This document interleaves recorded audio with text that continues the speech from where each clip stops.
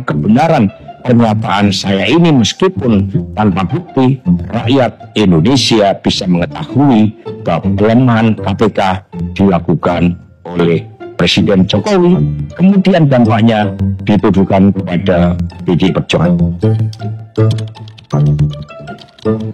Assalamualaikum warahmatullahi wabarakatuh. Baik lagi di channel Akbar CK. Akhirnya video Hasto yang katanya dititipkan di Rusia itu akhirnya rilis juga. Ternyata hanya video pernyataan Hasto, ya, pernyataan atau tuduhan tanpa bukti. Nah, ini langsung Hasto sendiri yang bilang, ya, keluar dari mulutnya Hasto di video ini, ya. Jadi intinya ini hanyalah omong-omong saja dan ini adalah fitnah. Kenapa saya bilang fitnah? Ya tanpa bukti. Tanpa bukti pernyataan Hasto ini yang bilang Pak Jokowi melemahkan KPK dan macam-macam. Nah, ini mendapat tanggapan dari Teddy Gusnaidi dan juga netizen. Seperti apa video selengkapnya? Langsung aja kita simak videonya berikut ini. Terima kasih seluruh masyarakat Indonesia yang saya cintai dan banggakan. Cerita ini diawali pada tanggal 7 Mei 2024 ketika saya menghadiri pidato pemilu dan jalan kebudayaan yang disampaikan oleh Prof. Sulistyowati di UI. Di situ saya bertemu dengan Bapak Novel Baswedan, Pak Rocky Gerung, dan tokoh-tokoh civil society lainnya. Ketika saya bertemu dengan Mas Novel Baswedan, beliau menanyakan ke saya perlu konfirmasi apakah betul PDI Perjuangan yang memelopori perubahan Undang-Undang KPK yang mengkerdilkan KPK di dalam upaya pemberantasan korupsi. Saya katakan dengan tegas kepada Mas Novel Baswedan saat itu, inilah kalau ada hal-hal yang buruk oleh Presiden Jokowi, selalu dilimpahkan kepada PDI Perjuangan dan juga Ibu Megawati Soekarno Putri.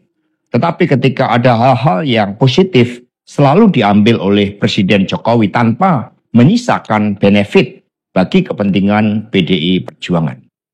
Menurut Hasto dalam testimoni tersebut, Presiden Jokowi tidak menyisakan benefit atau keuntungan bagi PDIP. Testimoni tersebut sangat tegas dan jelas, menyatakan bahwa tujuan PDIP dalam merebut kekuasaan di Indonesia melalui Jokowi adalah untuk memperoleh benefit dan mengeruk keuntungan yang signifikan bagi kepentingan PDIP. Pernyataan ini mencerminkan pendekatan politik yang lebih mengutamakan keuntungan bagi kesejahteraan PDIP ketimbang fokus pada politik yang mengutamakan kesejahteraan rakyat. Padahal, selama Jokowi menjabat Presiden Indonesia, PDIP memperoleh benefit yang diantaranya adalah jabatan Megawati sebagai Ketua Dewan Pengarah BPIP dan Ketua Dewan Pengarah BRIN. Sedangkan dalam Kabinet Kerja Jokowi, PDIP memperoleh 4 kursi menteri, dan dalam Kabinet Indonesia Maju, memperoleh 7 kursi menteri. Itu bilangnya nggak ada benefit sama sekali, ya, nggak ada keuntungan terhadap partai PDI Perjuangan. Ini kan jelas nih, 4 kursi menteri. Nah, Kabinet Indonesia Maju memperoleh 7 kursi menteri. Jadi, kurang apa lagi? Bisnis, proyek, izin tambang, please deh Hasto, tolong jelaskan kekurangan benefit tersebut. Mengapa saya katakan seperti itu? Revisi Undang-Undang KPK termasuk kabar buruk yang disampaikan bahwa itu adalah ulah PDI Perjuangan.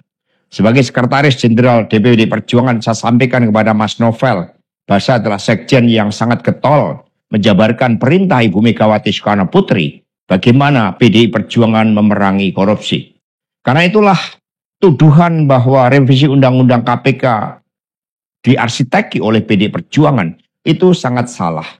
Novel Baswedan dikelabui oleh Hasto, yang mengatakan PDIP sangat keras menolak revisi Undang-Undang KPK, namun jejak digital membuktikan sebaliknya. Pada tahun 2015, PDIP mengajukan revisi Undang-Undang KPK kepada Jokowi, namun ditolak. Kemudian, PDIP melalui anggota fraksinya di DPR, Masinton Pasaribu, menginisiasi revisi Undang-Undang KPK, yang kemudian berhasil menggalang dukungan di DPR, sehingga rancangan Undang-Undang KPK menjadi inisiatif DPR. Setelah revisi Undang-Undang KPK disahkan DPR pada tahun 2019 yang lalu, Jokowi tidak pernah mau menandatanganinya hingga akhir masa jabatannya. Pak Jokowi tidak mau menandatanganinya sampai dengan akhir masa jabatannya, ya jelas ya. Hasto.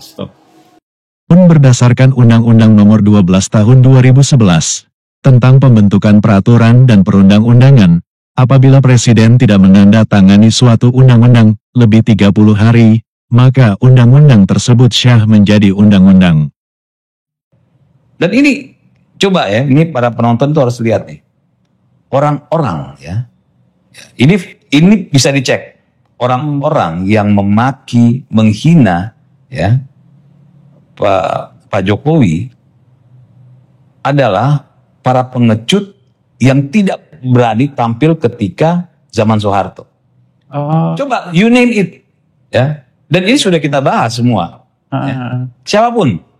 Mau sebutin siapa? Sebutkan para pemaki-pemaki Pak Jokowi yang ketika mereka di zaman Soeharto sudah dewasa, zaman reformasi sudah ada, mereka itu tidak pernah muncul. Ya. Karena mereka tahu bahwa ketika mereka berbicara, selesai mereka. Jadi ayam sayur. Mereka memang ayam sayur. Makanya apa namanya? Ya ini penonton ya, coba komen di bawah para pemaki-pemaki Pak Jokowi ya, itu ada nggak mereka tampil di zaman Soeharto ya? Ini kan yang pemaki-pemaki kan orang tua juga banyak nih kan? Iya. Coba kalian sebutin, nggak ada mereka di zaman Soeharto, tidak ada sama sekali. Ya. Mereka bisa berani ada saat ini karena Pak Jokowi membiarkan ya mereka melakukan hal itu. Ini keren ya. Ya, siapa yang komentar bisa membuktikan para pemaki itu ada di zaman Soeharto? Nggak ada.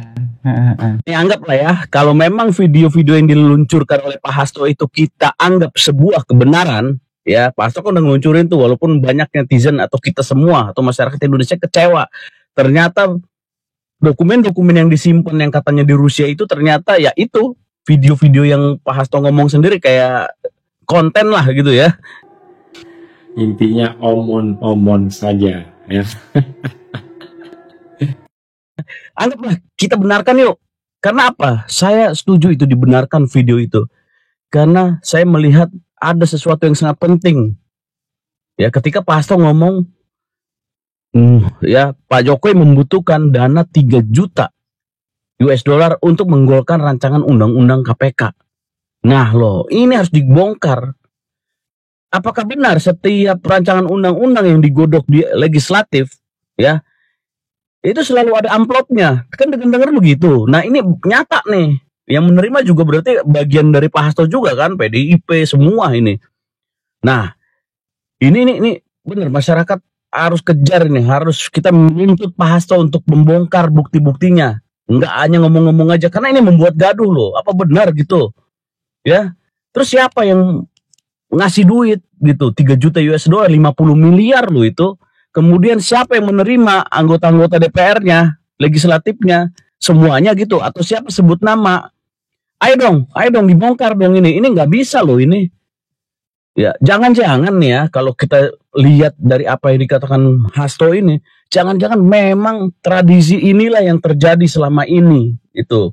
Ketika ada rancangan undang-undang Omnibus Law atau apapun cipta kerja, ya selalu gol di parlemen, itu karena disogok ternyata. Buset 50 miliar sekali ketok palu. Bayangin.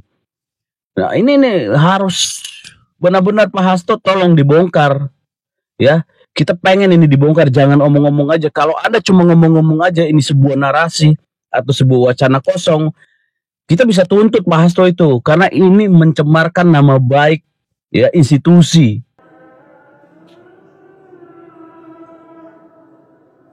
Nah, itu dia video kita kali ini ya. Yang jelas penonton kecewa. Video Hasto yang disimpan di Rusia rilis ternyata tidak seperti yang diharapkan. Aduh, ya katanya begini, katanya begono, ternyata ucapan Hasto Kristianto saja. Dan Hasto pun yang mengakui pernyataannya itu tanpa adanya bukti, berarti kan fitnah. Nah, jangan lupa like dan subscribe agar tidak ketinggalan informasi dan notifikasi dari channel ini. Saya Akbar CK. Assalamualaikum warahmatullahi wabarakatuh. Salam sehat selalu. Bye-bye.